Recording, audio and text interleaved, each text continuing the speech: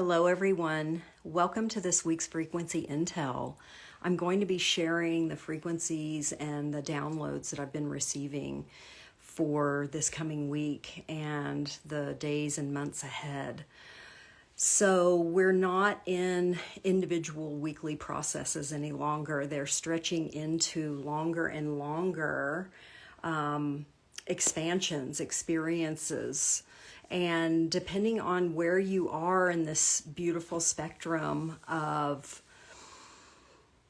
transmutation, transformation is the place where you are, and it's all perfect and beautiful. So we're all on different steps of the path. And that beautiful path that we're on is this path of awakening. And the frequency that is really prominent this week that I've been really working with and tapping into is not one of the easiest frequencies to work with. And it is one of the most transformative frequencies that the alchemist can use in order to come together in divine union, body and spirit as one. And that is the work that we're ultimately doing. And so this frequency is the frequency of separation. And in the alchemical laboratory, the process of separation can often be very painful, or it can be gentle, but more often than not, it can be painful. And you can think of the most common kind of separation is a divorce. And that process is really the process of this time of year. If you're in the northern hemisphere, this process of separating the wheat from the chaff, the useful bits from the bits that need to be utilized by someone else. And we are all in this place of separation, this process of separation, and this coming apart in order to come back together again. The coming apart in order to come back together again, or to emerge into a new form. And I love to think of this frequency as the frequency of the seed. The frequency that works with the seed in order to create what the potential of the seed is. So every seed has its own innate blueprint that is woven into the matrix of that material substance, the seed. Whether it's a material substance or an intentional substance, if we have an intention to plant an etheric seed into the holographic field of our awareness in order to birth something new, in order to crystallize something into physical form, both are relevant. But that seed, the process of the seed, this process of the frequency of separation, working with the seed is the destruction of the shell that the seed has been encased in to protect it until the conditions were right for that seed to be planted and germinate and begin to be watered and nourished and to sprout its roots down into the earth and then to grow whatever its potential is up into conscious awareness. So if we think of ourselves as that seed and we tap into this frequency of separation that is available for us to work with in this time space, we can become a part of this process and to allow it to be as easy. This is another frequency that's been arriving for us to work with, is to harness and invite in the frequency of ease into everything that we are transitioning and traveling through in this process of dissolving the old paradigm and coming into the new paradigm and creating from the fifth dimensional structure where there are no boundaries, there is no comparison, there is no limitation. That is what the fifth dimensional paradigm or bandwidth of consciousness that we're creating into is all about. Limitlessness. So when we become that seed and we plant ourselves in the right conditions for us, and we know what those conditions are, then we become so enabled to become our true authentic selves and to live our most cherished life and to live in the state of fulfillment and contribute to the consciousness of the planet in the paradigm of love, of limitless love. So this process of separation is really about discernment, and moving into the state of discernment and discerning from the level of self-awareness and self-honesty that we have not had access to in our culture, in the state of consciousness that humanity has been creating in for the past 4,000 years. So we are in new territory. We have never been here before. We've never had access to mining our own truth internally that we need in order to grow in these new ways, to begin to create and see ourselves in new ways, in order to plant the seed that is our true identity. And as we are using this frequency of separation to discern what do I value? What are the kinds of relationships that help me flourish, thrive, grow, expand, and be loving, be our most illuminated, enlightened selves? What are the conditions that I need in order to feel nourished? Do I need time in nature every day? Do I need time alone when I have a thriving family that I'm part of? Do I need to contribute to a community if I am on my own and am not living in community in some way, whether that's my own personal family, whether that is a collective living environment, whether you're part of a sangha, and whether you live in an ashram, whether you contribute to some vital part of a community consciousness.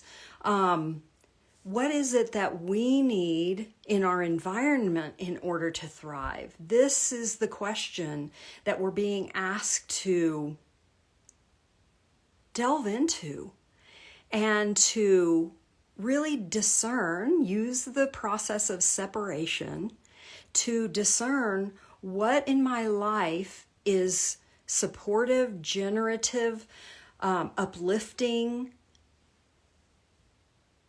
reflective of who I choose to be, and what in my life is not serving me in the highest form that supports my growth and expansion, and having the consciousness and the courage to release and let go of what in our daily routines, what in our daily interactions, what in our relationships, what in our ways of service are no longer of benefit, and choosing to let them go, separating what I can utilize, right? When we use that example of the wheat from the chaff is still beneficial.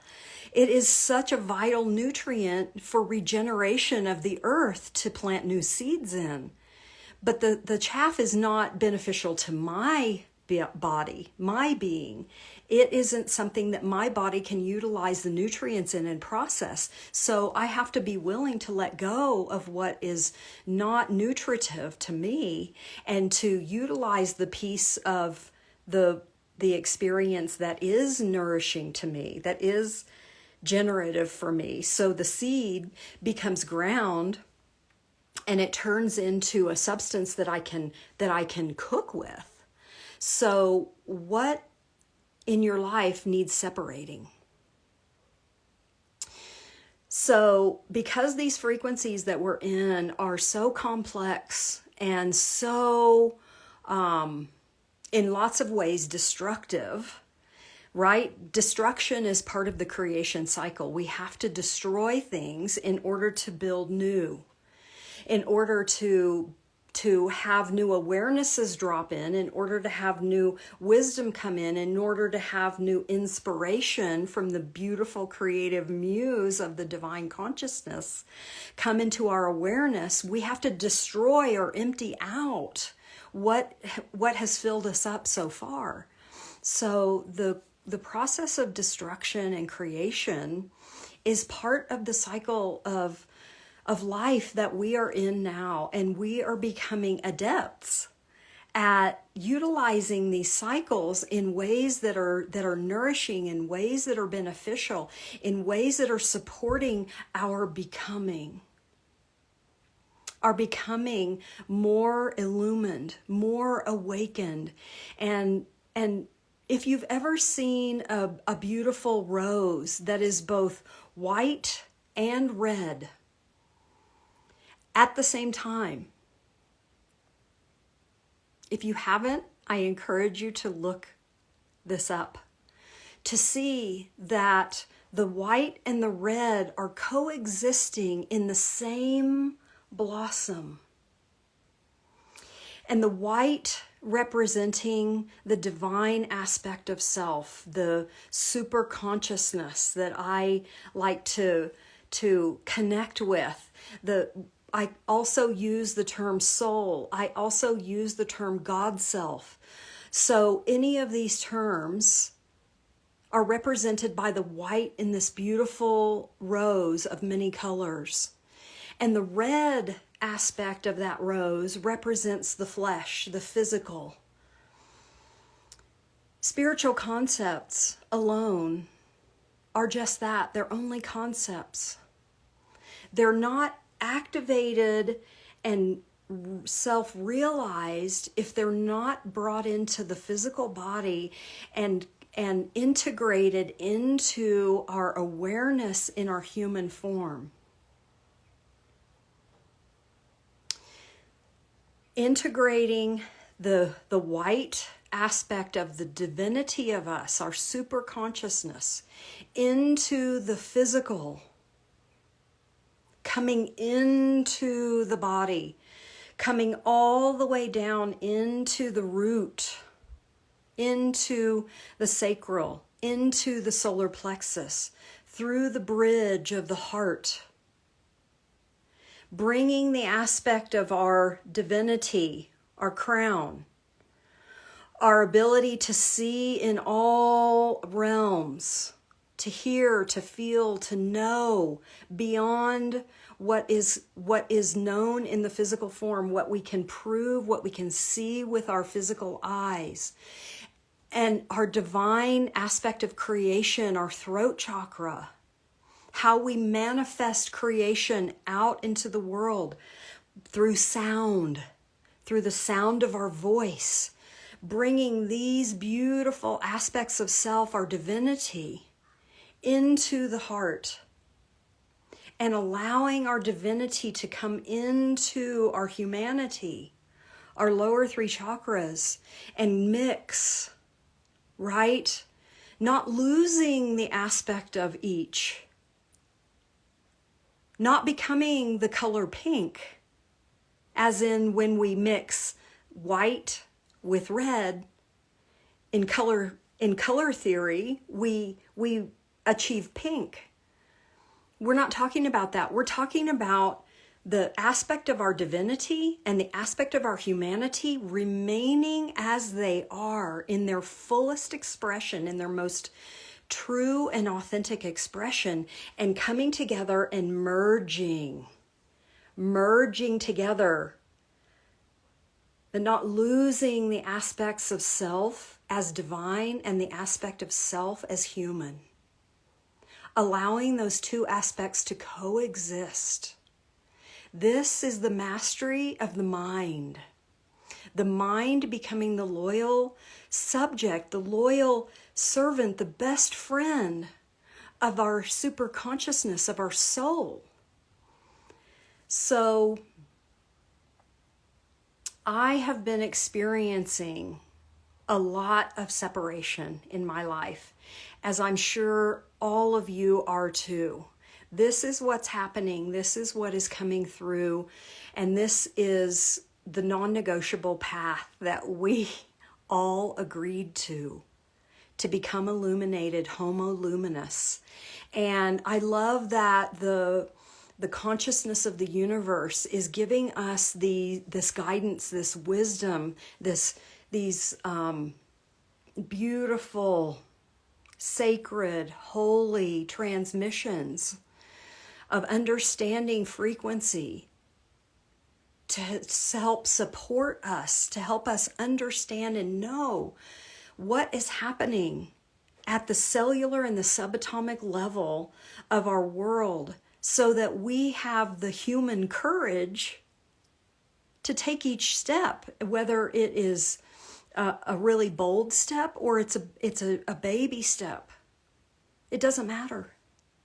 We just have to be willing to take the step, whatever that step is, that gut instinct, that knowing from source consciousness that we are. What is the next divine step that I need to take? What do I need to separate myself from in order to become the highest expression of my true self? And so this has been rocking my world. And one of the strategies that I've been using, one of the tools that I've been using is a really simple tool. And that is working with my energy field to help my energy field maintain a sense of balance without going into fight, flight, or freeze from these huge monumental changes that I'm going through. That can throw the body into distress. And that distress often comes in the form of either anxiety or it comes in the form of worry. So anxiety is of the body and worry is of the mind. And so we want to include our beautiful human minds, our ego minds, and take care of ourselves in the most loving, nourishing, gentle, and supportive way that we can. And so I want to offer you a practice that I use to work with the body and mind complex in order to navigate these really strong and complex energies that we're in. I've heard it said over and over again that the month of November are the strongest energies that we're going to be working with this year. And if you've had a year that's anything like mine, that is pretty intense to think about, that this month's going to be even stronger, even more intense. The energies are going to be more complex. Okay, so I want to offer you this very simple practice to use, and it is working with the triple warmer meridian.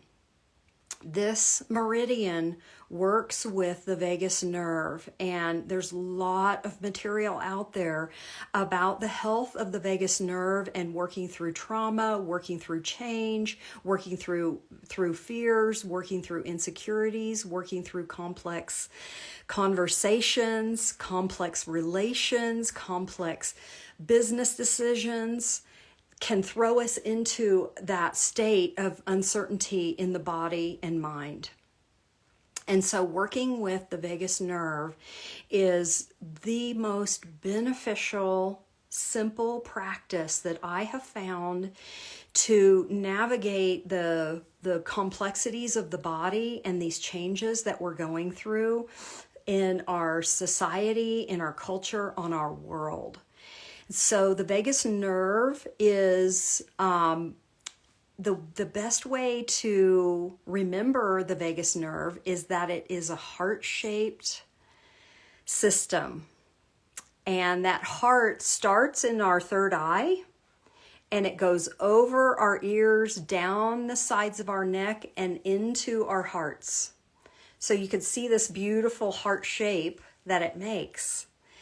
And when we trace, energetically trace with our beautiful healing hands, part of our heart chakra, the extension of our heart chakra, that's why our hands are considered healing hands. We have chakras in the palms of each hand that are the extension of the heart, the extension of compassion, the extension of healing. So we're using our beautiful hands to trace this meridian backwards. And when we trace a meridian backwards, we're actually suppressing the energy of that meridian. So the triple warmer meridian, when it's actually fully expressed, jacks us up to be able to have the energy to run, to create amazing feats, to perform superhuman to us acts, whatever that act is.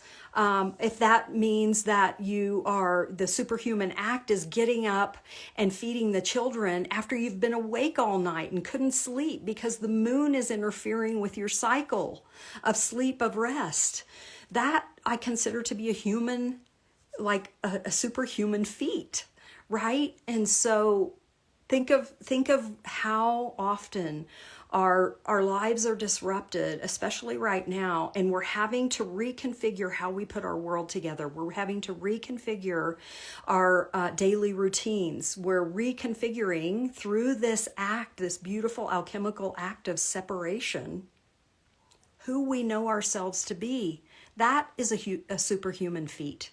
So turning off triple warmer meridian every day to start your day will help reset your nervous system back to its original order, back to a state of rest, of calm, of clarity. And it harmonizes the two hemispheres of our brain back into a coherent whole so that we can move all of our awareness into the super conscious aspect of our minds so that we can think clearly and make good discernments, good decisions about what is right for us and what is not right for us. So I want to teach you the practice of turning off triple warmer meridian, and it is a two-part expression. So we're going to use our hands to trace the meridian, and we're going to use our breath to talk to the body, to talk to the nervous system, to tell the body everything is fine in this moment. You can rest now. So that breath is a breath in through the nose and out through the mouth with a sigh.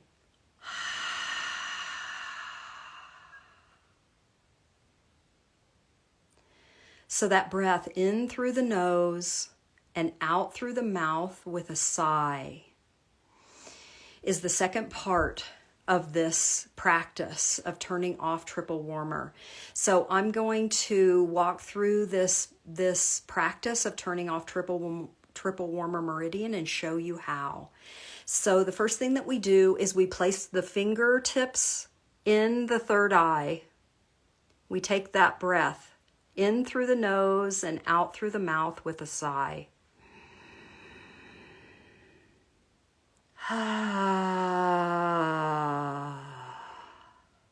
We pull our fingertips to the temples, and we take the same breath in through the nose and out through the mouth with a sigh.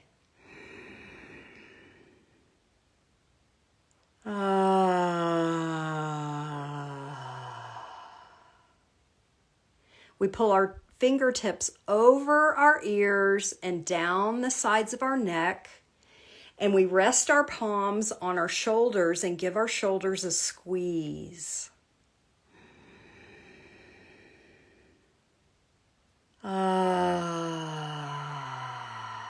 Utilizing that same breath at the shoulders. And then we move our hands over our heart, palm over palm, and we take the same clearing breath in through our nose and out through our mouth with a sigh, and at the same time, with your hands palm over your heart, say inside, I am safe. I am safe.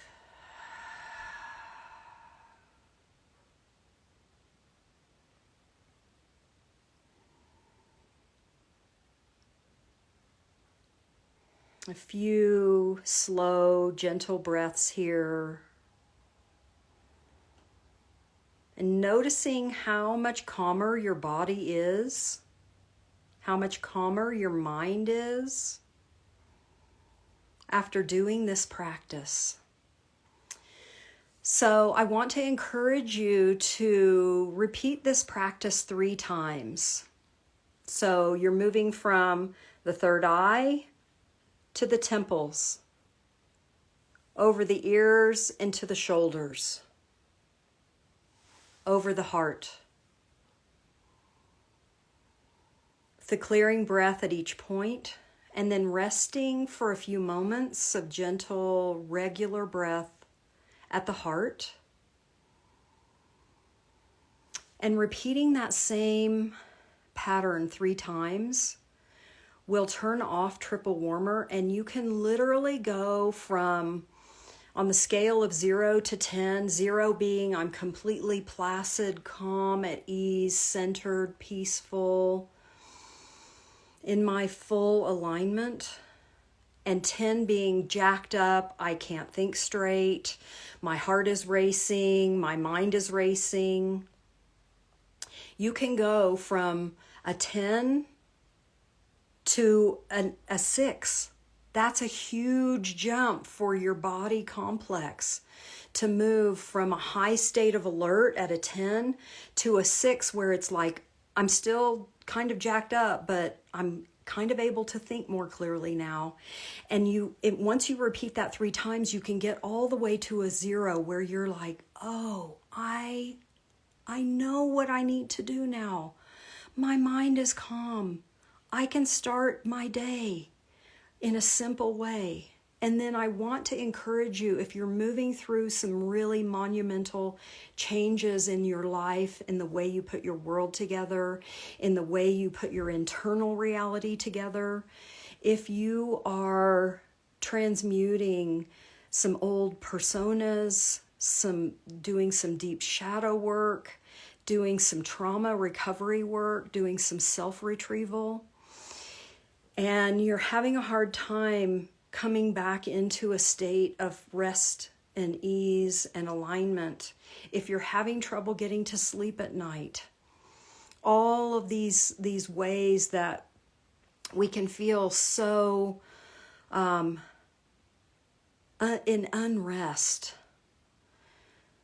I want to encourage you to use the triple warmer meridian practice to turn off triple warmer meridian and come back into a state of rest, and then begin again. And that may take repeating it over and over again until you get to the 0, until you get to that state of rest. No judgment, no self-criticism. If it doesn't happen in three rounds, do 10. Do it until you need to. Do it until you get to that state of rest, so that your body can start to understand what the state of rest is, because often, and many of us have been in fight or flight so long, we don't even recognize it as anything abnormal. And so just having a huge amount of self-compassion for where you are on that scale of 0 to 10, and working to get to the place where you can be at 0 all the time, unless you need to have that surge of big energy, of cortisol energy running through your system to get something done, right? That there is a place for us to be in that state of high alert, to have our bodies go into that state of, come on, let's do it, with a huge amount of adrenaline, a huge amount of cortisol running through our systems to get something done. That sense of come on, I've got to get it done, is not a normal state to be in. Our normal state is to be in a state of resting, ease, and gentleness in our bodies. So I have certainly been using this practice of the triple warmer practice a lot more frequently lately. And so I'm going to continue to do that. And I'm going to encourage all of you to do that as well. So that feels like the transmission is complete for this frequency intel. I want to thank all of you who have joined me live for this frequency intel. I can feel your frequency and the contribution that you are making to the energy field of awareness, the collective field of awareness that allows me to channel this divine wisdom for all of us, to support us in navigating these times of great transformation and change on our world. So thank you to all of you who are seeing this in the recorded state. There is no time, there is no space. And so whenever you are seeing this, whenever this is coming into your awareness, it is absolutely perfect for you. And there is something here for you to glean, to remember. There are some key codes here to unlock and activate your own wisdom, your own internal guidance system, your own knowing, your own threads of consciousness, connecting dots where they were separate before. So I love you all infinitely, ceaselessly, timelessly, abundantly. And I really look forward to these frequency intel, and I look forward to connecting with all of you. So please share this frequency intel with your beloveds, your friends, your communities. Like and subscribe wherever you're seeing this. It really helps grow the bandwidth, the algorithm for more people to find this information. And this is my divine service to humanity, and it is my greatest joy to be able to share this information with all of you. So I thank you so much for joining me, and I love you. I will see you next week on the Frequency Intel, and look forward to connecting in other ways. If you feel called for more individual support, you can connect with me at kimpencelight.com. It's the same on all social platforms, Kim Pence Light. All right, take care. Much love to you all.